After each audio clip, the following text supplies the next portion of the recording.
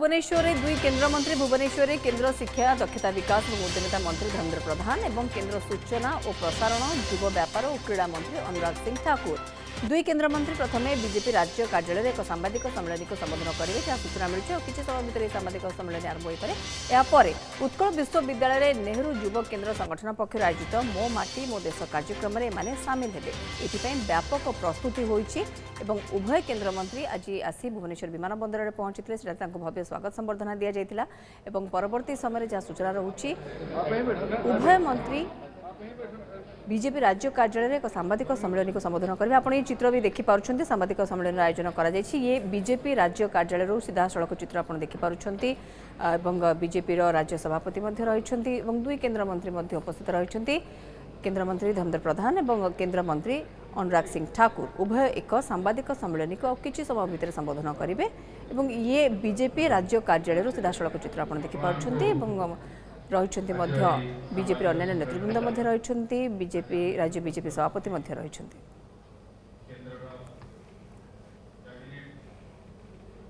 दक्षता विकास एवं शिक्षा मंत्री श्री धर्मेन्द्र प्रधान एवं आज विशेष उपस्थिति आमर केन्द्र युवा व्यापार एवं क्रीड़ा मंत्री एवं सूचना प्रसारण मंत्री श्री अनुराग ठाकुर बर्तमान आम सीधा सड़क आज प्रेस आरंभ करवा आमर आज प्रेस बार्तार अध्यक्षता करेंगे राज्यर सभापति श्री मनमोहन सामंत। ये बीजेपी राज्य कार्यालय सीधा सड़क चित्र आप देखिपुंट दुई केन्द्र मंत्री बर्तमान रही उपस्थित रही अन्य नेतृवृंद रही सांबादिक सम्मेलन को उभय केन्द्र मंत्री भी संबोधन करेंगे किसी गुरुत्वपूर्ण कथा रखिपारती जहाँ अनुमान करा केन्द्र मंत्री धर्मेन्द्र प्रधान रही सहित रही अनुराग सिंह ठाकुर उभय एक सांबादिक सम्मेलन में जोग देइछन्ति उभय केन्द्र मंत्री आज आसी पहुंची भुवनेश्वर विमान बंदर में भव्य स्वागत संबर्धना पर सीधासख राज्य बीजेपी कार्यालय को आसते आप शुणी देखुं सांबादिक सम्मेलन सीधा प्रसारण। नमस्कार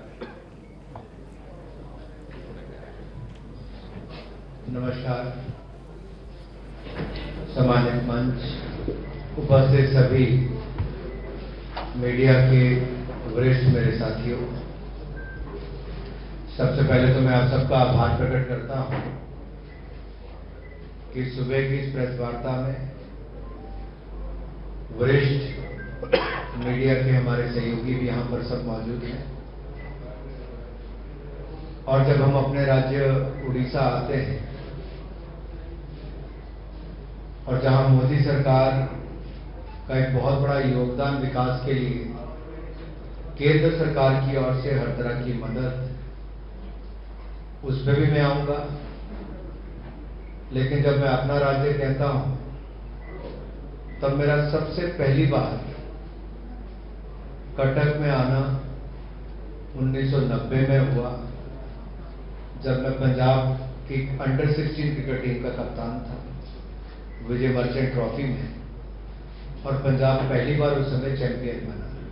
तो मेरे लिए तो उड़ीसा के साथ नाता बहुत भावनात्मक रूप से भी है। मैं पहली बार सन टेम्पल देखने गया तो उस समय गया और शायद फाइनल से पहले ही वो 2 दिन की छुट्टी एक अवसर मिला था देखने का।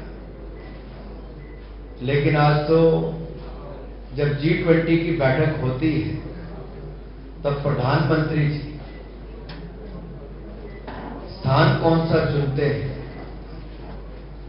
दुनिया को संदेश क्या देते हैं, बैकड्रॉप पे कुछ और नहीं, पूरी दुनिया भर में उड़ीसा की हमारी एक पहचान। 75 वर्षों में किसी प्रधानमंत्री ने ये काम किया। विकासात्मक कार्य पे मैं आऊंगा, मुझे उसमें बोलने में कोई दिक्कत नहीं, आंकड़े बहुत कुछ कहते हैं, लेकिन एक चर्चा का विषय देश और दुनिया भर में बना कि प्रधानमंत्री के पीछे बैकड्रॉप में क्या है। ये कोई सामान्य घटना नहीं है, ये मोदी जी के मन में भारत की परंपराओं को लेकर, भारत के साहित्य को लेकर और विशेष तौर पर उड़ीसा के राज्यों को लेकर जो प्रेम है, जय जगन्नाथ के साथ जो उनके आशीर्वाद के साथ, चाहे गुजरात के मुख्यमंत्री थे या प्रधानमंत्री थे, रथ यात्रा से लेकर कोणार्क सन टेम्पल से लेकर बाकी अन्य एक के बाद दूसरे उनके कदम उस दिशा में ही थे कि इस महान धरती के उन सब बातों को नई ऊंचाइयों पर लेकर जाए और इसके विकास में कैसे योगदान। मैं आते आते धर्मेंद्र भाई से पूछ रहा था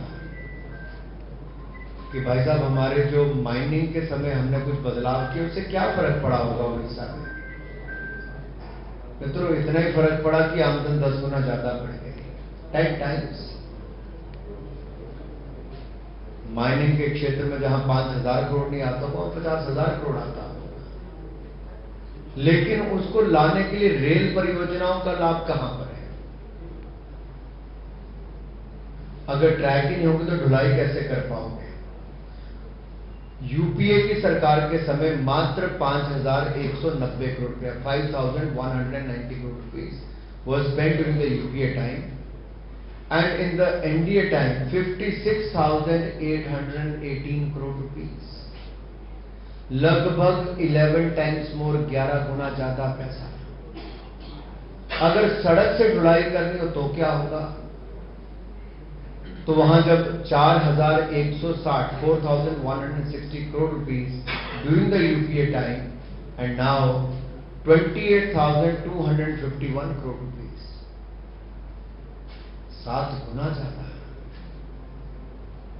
आने जाने के लिए चाहे यात्री हो या माल भाड़ा हो, दोनों को ही लाभ रेल और सड़क की दृष्टि से दिया है। और जहां मैं ग्रामीण सड़कों की बात करता हूं, अटल जी की देन प्रधानमंत्री ग्रामीण सड़क योजना, किस तरह से मोदी जी ने उसको नई ऊंचाइयों पर ले जाके गांव-गांव तक पहुंचाने का कार्य किया। एक समय था जब टैक्स कलेक्शन होती थी लेकिन उतना पर्याप्त जिससे विकास नहीं हो सकता था। 1 नेशन 1 टैक्स, ये हमारी पार्टी, हमारी सरकार लाई, और आज अंतर देखिए राष्ट्रीय स्तर पे क्या है और उसका उड़ीसा में क्या फर्क पड़ता है। प्री जीएसटी और अब में बहुत अंतर है। मैं प्री जीएसटी में भी छोड़ देता हूं, चलो हम जीएसटी की अभी की बात करते, प्री कोविड लेवल की, 2 साल पुरानी। 90,000 करोड़ रुपीस मुश्किल से इकट्ठा होता था एक महीने का। And what is the collection today? 1,62,000 crore rupees per month. उससे पिछले महीने क्या था? 1,60,000 करोड़। उससे पिछले महीने 1,60,000 करोड़। मार्च में 1,83,000 करोड़ रुपया।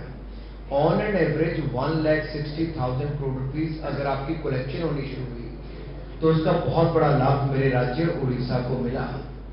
पहले एनुअल कलेक्शन जो टैक्सेस की थी वो यूपीए के टाइम पे लगभग 12,428 करोड़ रुपीस थी, जो अब बढ़कर 49,442 करोड़ रुपीस, 4 times more। अब मैं सारे आंकड़े पे जाऊंगा तो बहुत लंबा समय लग जाएगा। I can give you a sum up कि क्या क्या हमने दिया है।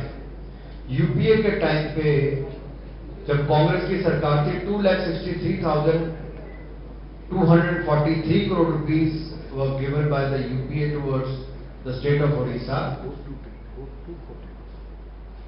2,63,243 करोड़, और अब बढ़कर हो गया है 18,83,654 करोड़ रुपीस।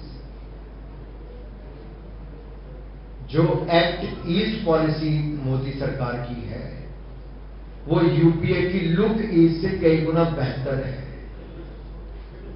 वो केवल देखने की बात करते थे, यहां एक्शन बोलता है मोदी का कि उड़ीसा के लिए और पूर्वोत्तर के लिए क्या किया है।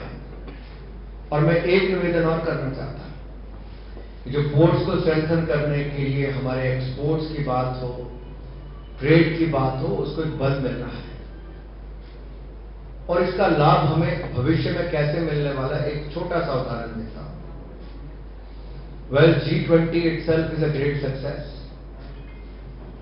अगर हम G20 की प्रेसिडेंसी की बात करें तो एक बंद हॉल में नहीं हुई वो, देश के सभी राज्य और यूनियन टेरिटरीज में 60 शहरों में 200 से ज्यादा मीटिंग हुई। आर्ट, कल्चर, ट्रेडिशन, इसको दुनिया भर को दिखाया गया and world was amazed to look at the culture of India, the traditions of India. It's gonna give boost to the tourism. और आप देखिए, केवल वही नहीं, भारत में निवेश को बहुत बल मिलने वाला है। रिकॉर्ड इन्वेस्टमेंट्स हमारी कोविड के समय भी आए, लेकिन अब ये जो इकोनॉमिक कॉरिडोर का रूपरेखा मोदी जी ने रखी है, इससे मेरे उड़ीसा को भी फर्क पड़ने वाला है, क्योंकि ये भारत से होकर अरब वर्ल्ड से होता हुआ ये यूरोप तक जाने वाला है। कितने देशों से सीधा हमारा ट्रेड बढ़ेगा। आने वाले समय में 40 to 50% ग्रोथ ट्रेड की हो सकती है। जैसे एक जमाने में सिल्क रूट होता था, अगले 1000 साल के लिए एक नया ट्रेड रूट इकोनॉमिक कॉरिडोर के रूप में नरेंद्र मोदी जी ने रखा है और दुनिया ने उसको माना है। धर्मेंद्र भाई सबसे लंबे समय तक रहने वाले पेट्रोलियम मंत्री हैं। बहुत सारे कदम इनके समय उठाए गए जो प्रधानमंत्री मोदी जी की सोच थी, वो धरातल पर उतारने का काम। जब मैं आज जाता हूं देश भर में और जब मैं युवा मोर्चा के अध्यक्ष के नाते जाता था, तो क्या अंतर है? उस समय में आपको छोटा सा अंतर इसलिए बता रहा हूं क्योंकि कई बार समय बीतता है, पता नहीं चलता। मैं सुबह उस समय भी ट्रेन लेता था या गाड़ी से चलते थे, तो देश भर में सड़क के किनारे, ट्रेन के पटरियों पर खुले में शौच करते लोग खेतों के किनारे पटरी पे मिलते होंगे। आज 12 करोड़ टॉयलेट बनाकर महिलाओं के जीवन में एक बहुत बड़ा बदलाव आया। महिलाओं की, बच्चों की मृत्यु भी कम हुई, गंदगी भी कम फैली, स्वास्थ्य लाभ भी हुआ एक निर्णय के कारण। दूसरा, लकड़ी लेने के लिए, मैं पहाड़ी राज्य से आता हूं, हिमाचल प्रदेश से, लकड़ी लेने के लिए कई घंटे समय लगता था, पानी लेने के लिए कई समय लगता था, खुले में शौच करने के लिए दूर जाना पड़ता था। आज लकड़ी नहीं, जो मोदी जी की सरकार में धर्मेंद्र भाई ने 9 करोड़ 60 लाख बहनों को रसोई गैस के सिलेंडर मुफ्त में कनेक्शन दिलाए और कुल मिलाकर 18.5 करोड़ कनेक्शन मात्र 9 सालों में दिए हैं, जबकि 70 साल में 14 करोड़ कनेक्शन थे। ये दिखाता है भारत सरकार का काम करने का तरीका। उससे फर्क ये पड़ा कि महिलाओं के स्वास्थ्य लाभ भी हुआ। अब जब उड़ीसा की बात करते हैं तो यहां पर किसी भी सेक्टर की आप बात करें, केंद्र सरकार की ओर से कोई कमी नहीं छोड़ी गई। मेरा केवल एक अनुरोध राज्य की सरकार से रहेगा, क्योंकि इंप्लीमेंटेशन की जिम्मेदारी राज्य की सरकारों की आती है और हम आशा करते हैं और निवेदन भी करता हूं, I would like to request the state government कि ये जो हमारा जल जीवन मिशन है, इससे महिलाओं के जीवन में एक बहुत बड़ा बदलाव आ सकता है। पानी लेने के लिए दूर नहीं जाना पड़ेगा, घर तक आएगा। बेहतर और जल्दी इंप्लीमेंटेशन होगी तो हमें बहुत लाभ मिल सकता है।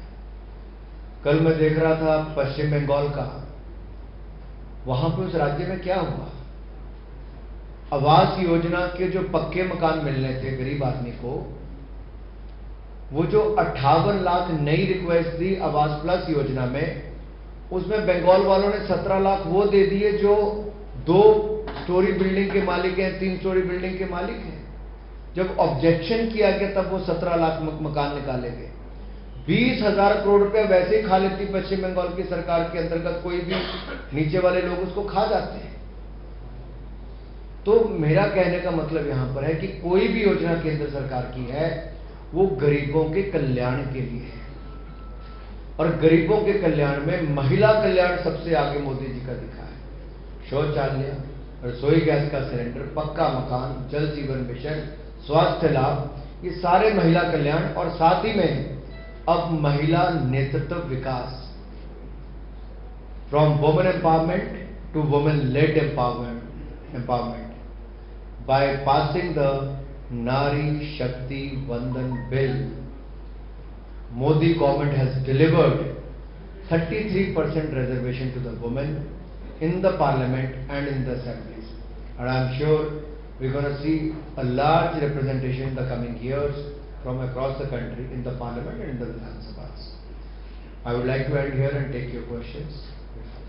Sir, in a very unusual development, Delhi police early morning today conducted raids in the houses of many journalists. How do you justify this?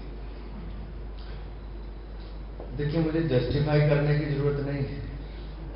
अगर किसी ने गलत किया है तो उसके ऊपर जांच एजेंसियां काम करती हैं, और ये कहीं नहीं लिखा कि आपके पास अगर गलत तरीके से पैसा आया होगा, आपत्तिजनक कोई कार्य होगा, तो उसके ऊपर कोई जांच एजेंसी कार्रवाई नहीं कर सकती।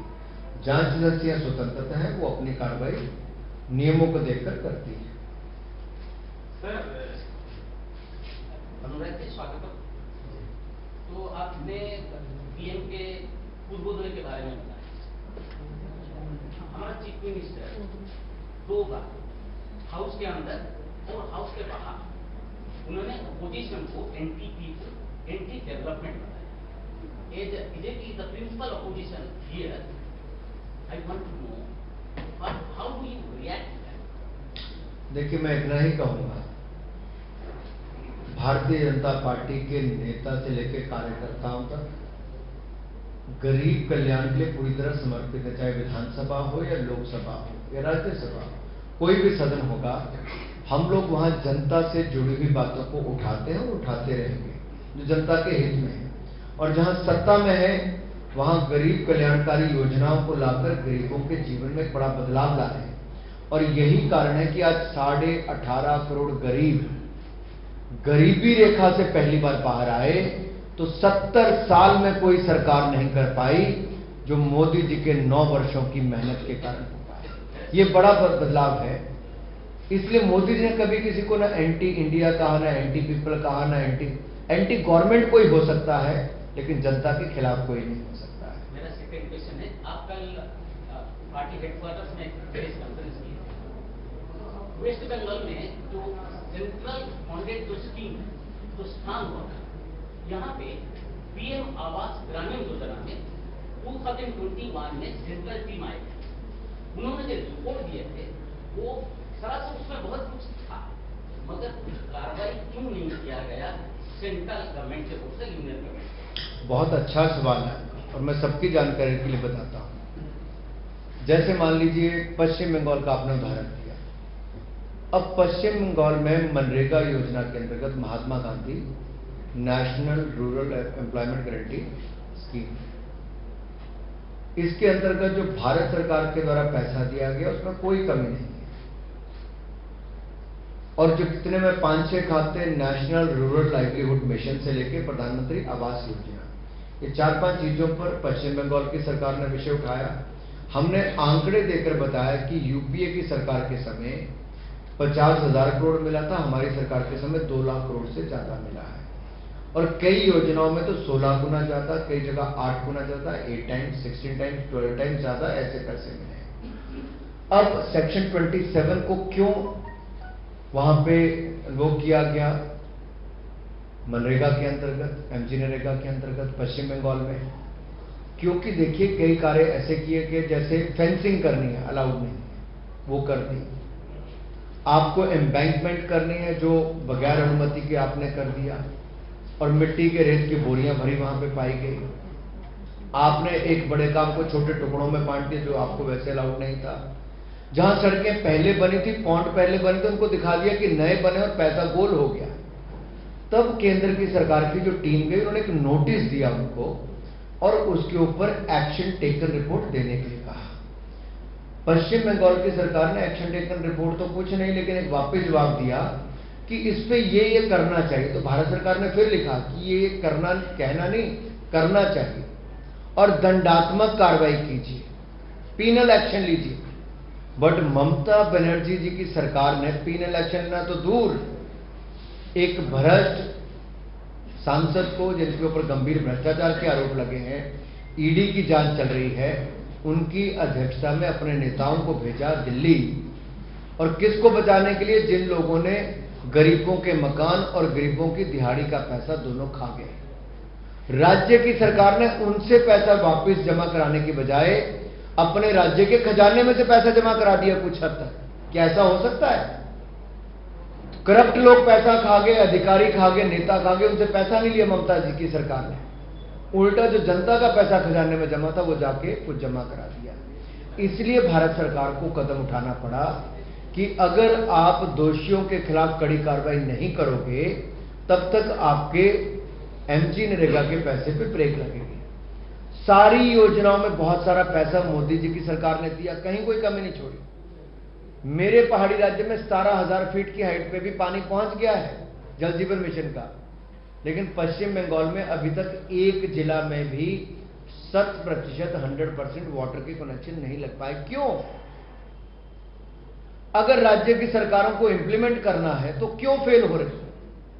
अगर प्रदेश सरकार को पैसा केंद्र देता तो क्यों फेल हो रहे? जहां तक आपने उड़ीसा की बात कही, अगर यहां पर भी नोटिस दिया गया है तो या तो उन्होंने इसका जवाब दिया होगा या उस पर कार्रवाई की होगी। अगर नहीं की होगी तो उसके खिलाफ भी वैसे ही वापस नोटिस जाएगा, एग्जामिनेशन होगा और कार्रवाई की ओर आगे बढ़ेंगे।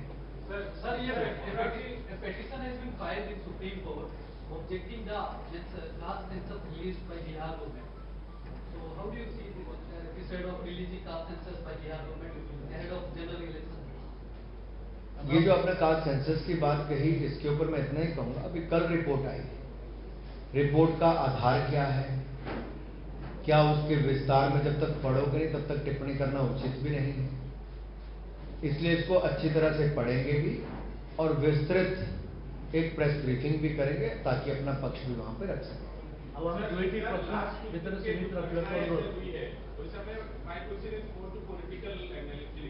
अमित शाह आके यहाँ पे उड़ीसा सीएम को मोस्ट पॉपुलर सीएम बोलते हैं, फिर सीएम मोदी सरकार को 8 आउट ऑफ 10 देते हैं। आप भी सर यहाँ पे वेस्ट बंगाल के बारे में बोलते हैं, बट उड़ीसा में तो there is a lot of confusion not only among media for party workers. आपके पार्टी वर्कर्स के अंदर भी सर एक कंफ्यूजन सिस्टम है। तो मेरा सवाल सर ये है कि will BJP fight the 24 elections और will it give a walk through to period? देखिए, एक तो प्रेस कॉन्फ्रेंस में तय नहीं होता कि क्या करना है, पहली बात ये। दूसरी मैं कहता हूं कि भारतीय जनता पार्टी वो राजनीतिक दल है जो कार्यकर्ताओं के दम पर चुनाव लड़ती भी है, जीतती भी है और आज दुनिया का सबसे बड़ा राजनीतिक दल है। और दुनिया का सबसे लोकप्रिय नेता अगर किसी पार्टी के पास है तो प्रधानमंत्री नरेंद्र मोदी 78% पॉपुलैरिटी ग्राफ के साथ न केवल देश बल्कि दुनिया के सबसे लोकप्रिय नेता है। जहां तक चुनाव की बात है, भारतीय जनता पार्टी हर चुनाव दम खम से लड़ती है और अच्छे नतीजे भी उसके हमने पूर्व में देखे हैं और आप भविष्य में भी देखोगे चुनाव पूरे दमखम के साथ लड़ेंगे और अच्छे नतीजे भी आएंगे। सर क्या वजह है कि और जब वो बैठेगा तो फिर संख्या के आधार पर उनके क्राइटेरिया होता है, उसके आधार पर वो लेंगे ताकि किसी राजनीतिक दल को ये कहने का मौका ना मिले कि इस सीट को आपने आरक्षित कर दिया है, उस सीट को आरक्षित कर दिया। बहुत सारी जगह राज्यों में ये आरोप लगते हैं कि किसी एक सीट को रिजर्व कर दिया जाता है, किसी नगर पालिका जिला परिषद को भी पोस्ट के हिसाब से वैसे रिजर्व। तो हम नहीं चाहते कि हमारे ऊपर कोई आरोप लगाए। बिल्कुल निष्पक्ष इस पे सेंसस के बाद डिलिमिटेशन कमीशन अपना काम करे और महिला आरक्षण बिल को जल्द से जल्द लागू करे।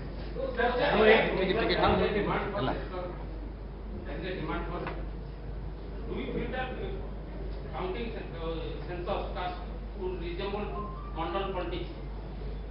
देखिए, मैंने पहले इसका उत्तर दे दिया। अभी तो जो आ रहा है एक राज्य का उसमें क्या आ रहा है उसको हम अध्ययन करके फिर उस पर अपनी टिप्पणी देंगे।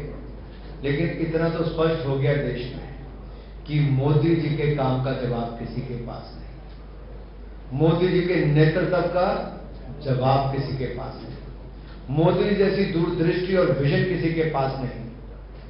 और जो गरीब कल्याणकारी योजना मोदी जी ने चलाई, अब सबको लगता है कि मोदी जी जो कहते हैं वो करते हैं। सबका साथ, सबका विकास, सबका विश्वास और सबका प्रयास। और मैं उड़ीसा में बैठकर अपने राज्य में कह रहा हूं, धर्मेंद्र भाई के साथ बैठ के कह रहा हूं, देवशी के साथ बैठ के कह रहा हूं, हमने कहीं भेदभाव नहीं किया। आंकड़े बताते हैं कि उड़ीसा को यूपीए के मुकाबले कई गुना ज्यादा पैसा मोदी सरकार ने दिया, विकास करने में भरपूर सहयोग दिया। और पूर्व के राज्यों को जब तक विकास नहीं करेंगे तब तक भारत मां का विकास या पूरे भारत का संपूर्ण विकास नहीं हो सकता। इसको सही मायने में चरितार्थ करने का काम प्रधानमंत्री मोदी ने किया, कहा ही नहीं करके दिया, आंकड़े बताते हैं। और इसलिए मैंने अंत में निवेदन किया था, हमारी ओर से कोई कमी नहीं है, इंप्लीमेंटेशन में थोड़ा और ताकत लगा दीजिए ताकि मेरे गरीब भाइयों बहनों को पक्के मकान भी, मनरेगा की योजना भी, पानी का योजना भी, जो केंद्र का पैसा आ रहा है उसको अच्छी तरह से लागू हो जाए ताकि गरीबों का कल्याण मेरे राज्य उड़ीसा में भी हो जाए। Sir, I have no inquiry questions, hope you will answer accordingly. First question is that how do you see the future of BJP in Odisha? Will it come to power in 2024? Number one. Number two, what makes BJP so tolerant? In 2009, Nobel Patnaik hunted you out of a 11-year-old alliance, dubbing you as anti-governor. Only yesterday, last my elder brother was asking, he dubbed you anti-people and anti-development. आप यहाँ विकास से छवि प्रस्तुत कर रहे हैं, लेकिन yesterday he said he cited two examples. Opposition here obstructed two projects, Jagannath project and Lingaraj temple corridor project. So when he pinpointedly attacks you, what restricts you? What floats your trap? Told. मैं आपके दो सवालों में दोनों का उत्तर देता हूं, आशा करता हूं आप सहमत होंगे। लोकतंत्र में जनता सबसे बड़ी ताकत है, किसी व्यक्ति के कहने से कुछ नहीं होता। अगर एंटी पीपल होते तो 2014 और 2019 में पूर्ण बहुमत की सरकार पूरे देश में 1984 के बाद कभी बनी तो नरेंद्र मोदी जी के नेतृत्व में। तो एंटी पीपल तो है नहीं, क्योंकि जनता ने ही वोट दिया है। दूसरी बात आपने कही, दूसरी क्या कहा था आपने? और अगर हम लोग BJP so tolerant about this Odisha government. Do you have any kind of अरे सब पे अरे अक्षय पारुची कहे नवीन आरंभ कर महात्मा गांधी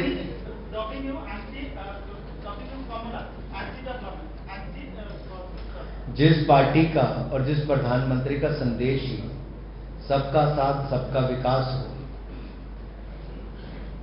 वो तो एंटी नहीं हो सकता। दूसरी बात मैं आपको आंकड़े देख के बता रहा हूं, 4 करोड़ पक्के मकान बने, 12 करोड़ टॉयलेट्स बने, 13 करोड़ घरों को नल से जल दिया गया, 9 करोड़ 60 लाख बहनों को रसोई गैस के सिलेंडर मुफ्त में कनेक्शन मिला, 60 करोड़ लोगों को 5 लाख का इलाज आयुष्मान भारत योजना में मिला, 220 करोड़ वैक्सीन मुफ्त में लगी, 80 करोड़ लोगों को 2.5 साल तक मुफ्त में राशन मिला। क्या किसी एक व्यक्ति से हमने पूछा, हिंदुओं, मुसलमानों, सिखों, ईसाई? नहीं पूछा। जिसका हक था उसको दिया और सबका साथ सबका विकास किया। We are pro people and pro poor government, and 1% saying it doesn't mean anything to us. It is the people of the country who believe in Modi, who believe in the policies of Modi, and he has proved by doing it for the welfare of the people. And at the same time, when he talked about reform, perform and transform, he has shaped the country by bringing in reforms. And if you look at the defense production, it stands at 1 lakh crore rupees today with 16,000 crore rupees export, from being the largest importer of the weapons to 1 lakh crore rupees defense production. At the same time, if you look at the space sector, we were nowhere, and today India is the only country in the world who's had a successful Chandrayaan mission where it landed on the South Pole. It never happened before. One after another, in any sector you see, India is doing well because we believe in that performance. And for that, whatever reforms were required, we have brought in those. And the number says it all. I don't have to say it. In 2014, India was the fragile economy, isn't it? Everyone said policy paralysis, India is among the fragile economies of the world.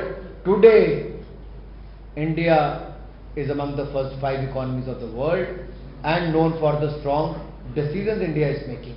That clearly shows the decision making of the आपण देखुले सीधासलख प्रसारण राज्य BJP कार्यालय दुई मंत्री केंद्र मंत्री वर्तमान सेठार रही सांबादिक मान प्रश्नर उत्तर दौरान केंद्र क्रीड़ा मंत्री अनुराग ठाकुर विभिन्न प्रश्नर उत्तर सामना करुँच तार उत्तर दौरान किभली सरकार समस्त सहित रही।